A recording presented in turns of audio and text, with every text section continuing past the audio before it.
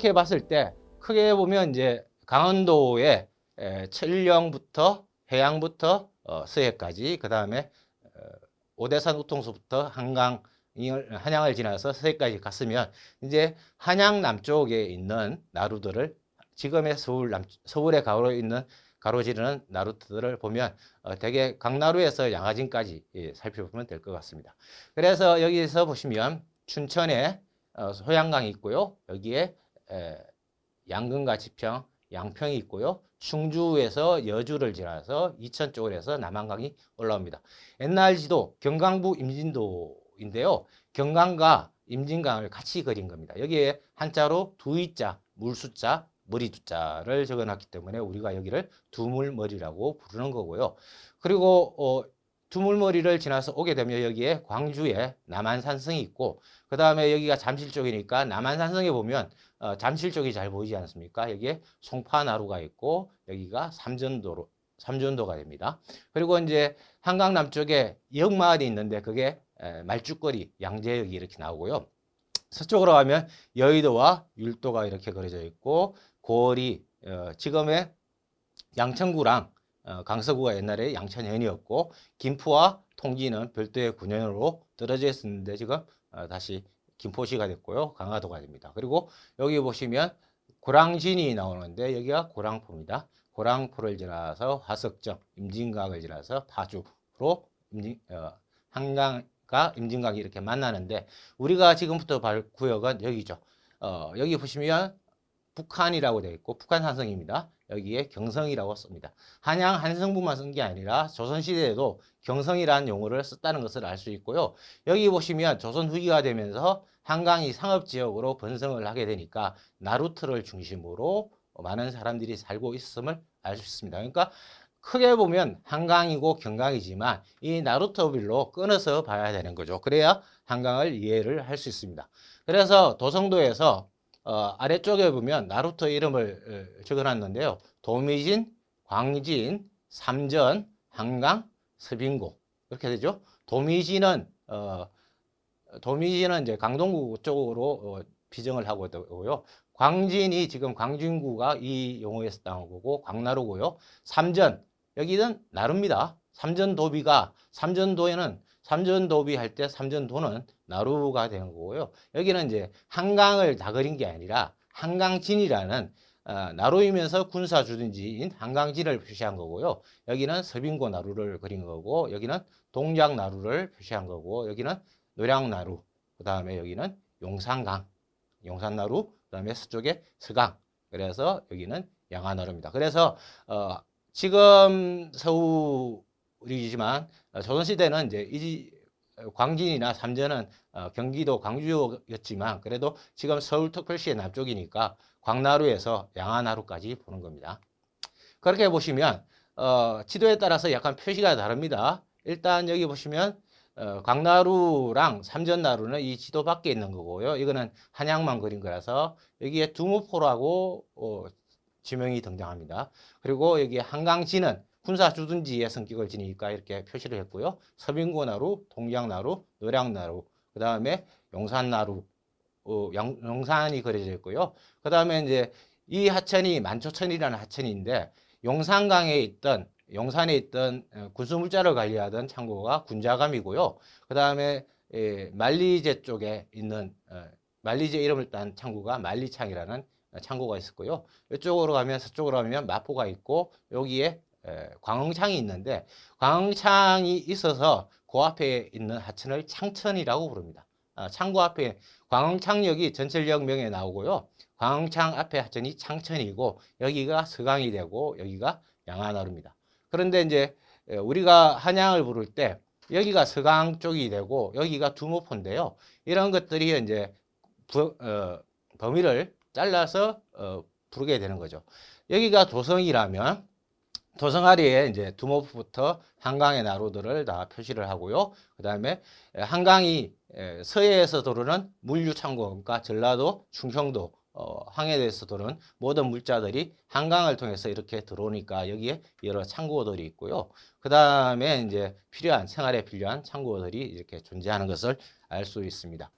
조선시대의 나루들을 살펴봤는데요. 조선시대의 나루가 현재 남아있지 않습니다.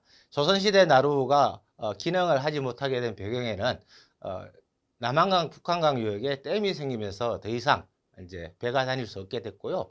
잠실에도 수중보가 있고 김포에도 수중보가 있어서 한강이 항상 물에 차 있는 것처럼 보이고, 그래서 이제 휴전선도 있고 그러니까 이제 수운이 제대로 이제 사용이 되지 않는 거죠. 그러다 보니까 배는 다니지 않는 자리에 이제 다리가 들어서는 겁니다. 그래서 옛날에 한성부의 부위를 보면 동쪽이 중랑천이고 서쪽이 홍제천 부근으로 보시면 되는데요. 중랑천의 동쪽, 경기도 양주와 광주 사이에 있는 나루가 광나루고요.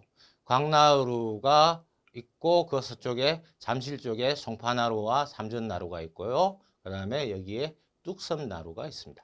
뚝섬나루가 있고, 그 다음에 중랑천 자락의 아래에 중랑천과 한강이 만나는 지점에 섬이 하나 있었는데 그 섬이 저자도입니다. 저자도이고요. 저자도를 지나면 이제 두모포, 동호가 나오는데 동호가 나오는 여기를 두모포라고 하는 여기는 중랑천과 한강이 여기서 만나잖아요. 그래서 두 물이 만나잖아요. 그러면 두 물이 만나는 지점 두무포, 두묵계가 되는 거죠. 서쪽으로 보면 이제 한강대교가 이렇게 한강진이 나오고, 여기를 군사주둔진 한강진으로 보시면 되고요. 서쪽에 서빙군나루, 그 다음에 동작진, 누량진, 그 다음에 용산강 또는 용호라고 불렀는데 여기가 용산나루가 되는 거고요. 서쪽에는 마포나루, 마포천이 있었고요. 그 서쪽에는 창천과 서강나루가 있고 그 서쪽에는 양화진입니다. 그 옆에 이제 홍제천이 있는데 홍제천이 이제 사천이고요. 사천과 홍제천과 한강이 만나는 지점에 형성된 섬이 난지도입니다. 여기서 중요한 사실은 나루진을 쓰면서 동시에 군사준진 진을 쓰는 장소가 있습니다. 그게 중요한 나루트라는 거죠. 여기 보시면 한강진, 누량진, 양화진은 중요한 나루트가 됩니다. 그래서 군사가 주둔하기도 해요. 근데 예전에는 한강의 다리 이름을 제1한강교, 제2한강교, 제3한강교로 부를 때는 노량진에 한강대교가 들어서지 않았습니까? 여기가 제1한강교가 되고요. 서해로 연결되는 양화진 근방에 생긴 양화대교가 제2한강교가 되고, 그 다음에 한강진 있는 한남대교 쪽이 제3한강교가 되는 거죠. 그러니까 조선시대의 군사 주둔지이면서, 그러니까 나루토 중에서 중요한 장소는 군사 주둔지, 진이 되는데요. 군사 진이 되는데 그 장소들이 제1한강교, 제2한강교, 제3한강교가 된 겁니다. 그러면 이 지금 나루토와 현재의 다리가 1대1로 대응을 하지는 않습니다. 그렇지만 우리가 1대1로 딱 맞지는 않지만 거의 비슷하게 맞아간다고 생각을 하시면 돼요. 그래서 하나하나 나루트들을 살펴보겠습니다. 광나루의 흔적입니다. 이 광나루가 광진구에 있겠죠. 이 나루를 건너면 경기도 광주가 된다고 해서 광나루라고 붙인 겁니다. 경기도 광주라 생각하면 지금 경기도 남쪽에 있는 광주로 생각하시면 안 되고요. 조선시대 광주는 현재 강남구, 송파구, 강동구, 하남시, 그 다음에 광주시, 성남시, 이 지역이 다 경기도 광주라고 보셔야 돼요. 그래서 이 나루를 건너면 경기도 광주가 돼서 광나루라고 부르는 거고요. 그래서 이 이름을 따서 광진구라는 지명이 생긴 겁니다. 그러면 제1한강교, 제2한강교, 제3한강교가 중요한데 일제강점기에도 중요한 한강의 다리가 생기는데 1926년에 생긴 한강의 중요한 다리가 광진교예요. 그러니까 이 광나루가 조선시대부터 중요한 기능을 해서 연결로가 되니까 일제강점기부터 광진교는 있었던 겁니다. 광나루에서 서쪽을 오게 되면 잠실 쪽이 됩니다. 그래서 여기에 있는 나루가 송파나루터가 되죠. 석촌호수 뒤편에 여기가 석촌호수가 되고요. 이쪽이 롯데월드 쪽인데 석촌호수 근방에 송파나루트라고 표지석을 세워놨습니다. 이 송파나루트를 건너면 이제 남쪽으로 가게 되는 거죠. 그래서 이제 여기가 중요한 시장이 되는 거죠. 물류가 한강에 중요한 물류 시장이 되니까 송파장, 그다음에 그러니까 놀이문화도 여기서 발달을 하게 되는 거고요. 송파나루트 옆에 있던 중요한 비석이 송파나루트 근방에 보면 삼전도가 있고 송파구에 보면 비석이 하나 있는데 여기에 을축 대홍수 기념이라고 되어 있습니다. 1925년이 을축년입니다. 이때 두 달 동안에 7월부터 9월까지 두 달 동안 연속해서 홍수가 납니다. 그래서 이 홍수가 범위가 어디까지냐 하면은 송파구랑 강동구는 거의 다 잠겼다고 보시면 돼요. 그리고 한강 북쪽으로도 홍수가 나서 한강 북쪽에 한강대교가 있고 그 이쪽으로 올라오면 삼각지가 나오지 않습니까? 삼각지까지 다 침수가 됐다고 보시면 돼요. 그때 한강의 다리들도 무너지고요. 그리고 물길들도 새로 막 납니다. 그래서 그 기억을 남기 위해서 을축년 대홍수 비를 이렇게 송파구에 세워놨습니다. 지금 상상하는 것 이상으로 그 한강 유역이 다 잠겼다고 생각하시면 돼요. 그러면 이렇게 홍수가 나면 드러나지 않죠. 침수가 되고 그 다음에 다시 흙이 무너지고 그러면 이제 새로운 유적들을 발견을 할 수 있는 거죠. 그래서 암사동 선사 유적지 같은 경우에도 홍수 때문에 그 모습을 드러냈다고 보시면 됩니다. 을축년 대홍수를 겪었고요. 그 다음에 이제 그래서 이제 삼전도와 송파구 쪽을 살펴보면 여기에 지금은 그렇지 않지만 잠실이 섬이라는 것을 알 수 있습니다. 여기가 한강이 여기이고 여기 보시면 암사동이 있죠. 암사동이 적혔는데 암사동 선사유적지라고 부르는 것은 이 당시 발견 당시의 지명이 암사동이었던 거고요. 그 다음에 여기도 풍납리라고 되어 있는데 여기 풍납토성이 여기에 있는 거죠. 암사동과 풍납이 여기 있고 그 다음에 이제 지금도 쓰이는 여러 지명들이 보이고 있습니다. 여기 보시면 이쪽으로 오게 되면 잠실이 섬인 것을 알 수 있습니다. 잠실 또는 부리도라고 부르는 섬이었습니다. 그러면 잠실을 가기 위해서는 어떻게 해야 되냐? 한양에서 한양도성이 이쪽일 테고 이 부분이 한양도성의 경계, 한성부의 경계인 중랑천이 됩니다. 중랑천이 되고 여기 섬이 하나 보이지 않습니까? 이 섬이 제자도입니다. 근데 이 섬이 제자도인데 중랑천 따라서 동부간선도로 여기 한강을 따라서 강변북로가 지나가죠. 강변북로와 동부간선도로가 만나는 지점에 그 앞에 있던 섬이 여기가 중랑천이잖아요. 그러니까 중랑천의 물이 이렇게 내려오다 보면 한강물이 이렇게 흐르면 홍수가 나거나 물의 양이 많아지면 한강물이 이렇게 흐르니까 한강 주변에 하천에서 이렇게 물이 내려와도 빠져나가지를 못하게 됩니다. 한강이 이렇게 흐르니까 이 물이 빠져나가지 못하게 되니까 자연스럽게 여기에 퇴적이 되게 되는 거죠. 그래서 섬이 생기는 거고 그 다음에 이 일대는 당연히 동부간선도로 주변은 목마장이라든지 농업시설들이 들어서게 되는 겁니다. 그러니까 홍수 때문에 이렇게 퇴적이 되면 섬이 되니까 지금도 비가 많이 올 때는 동부간선도로가 침수되냐 마냐 그런 이야기를 하는 거고요. 이 섬이 저자도가 있었는데 저자도라는 이 섬은 강남 개발할 때 파서 건축 자재로 사용했습니다. 지금은 남아있지 않습니다. 대신 이 지역을 뚝섬이라고 부르는데 사실 뚝섬은 지금 봐서는 정확하게 섬이라고 생각되지만 섬이 아닌 섬이 뚝섬이죠.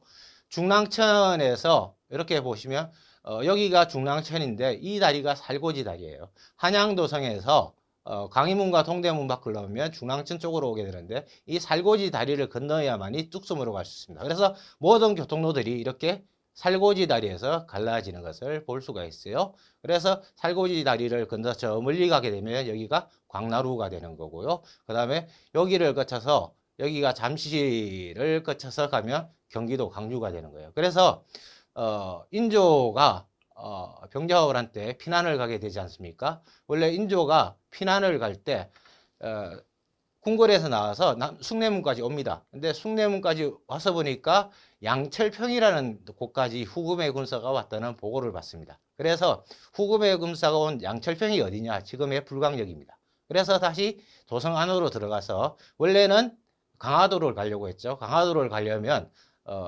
숭례문에서 나와서 양화진, 양화나루를 건너서 강화도로 가야 되는데 후금의 군사가 불광역까지 왔으니까 양철평까지 왔으니까 따라잡히겠죠. 그래서 동쪽으로 을지로 입구 쪽을 해서 광희문을 통해서 와서 살고지 다리를 건너서 여기 잠실, 송파나루 쪽을 건너서 여기를 건너서 남한산성을 가게 되는 거죠. 그러면 길은 살고지 다리에서 이렇게 잠실로 연결되는 것을 알 수 있는데요. 물을 보시면 잠실이 이제 잠실 섬이고 부리도가 되어 있는데 여기에 뭐라고 적혀 있냐면은 송파진이라고 되어 있고 여기에 삼전도 나루가 표시되어 있습니다.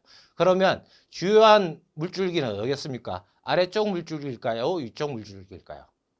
당연히 나루가 있는 쪽이겠죠. 그러면 나루가 있는 쪽에 아래쪽 송파진과 삼전도가 있는 이 물줄기가 주요였던 겁니다. 그런데 세월이 바뀌면서 새로운 물길이 생긴 겁니다. 그래서 여기를 뭐라고 하냐면 새로 생긴 물길 신천이라고 부릅니다. 그런데 지금은 지형이 어떻게 바뀌냐면 여기가 주류였는데 신천이 있는 이 물길이 주류가 됩니다. 그러면 이 물길이 있던 데서는 매립이 된 거죠. 매립이 되고 남은 부분이 어디냐? 석촌호수가 되는 거죠. 옛날 주류가 여기였는데 그건 매립이 되고 경기장 들어서고 그 다음에 아파트 생기면서 여기는 이제 석촌호수만 남게 되는 거죠. 그래서 여기를 신천이라고 부르게 되는 겁니다.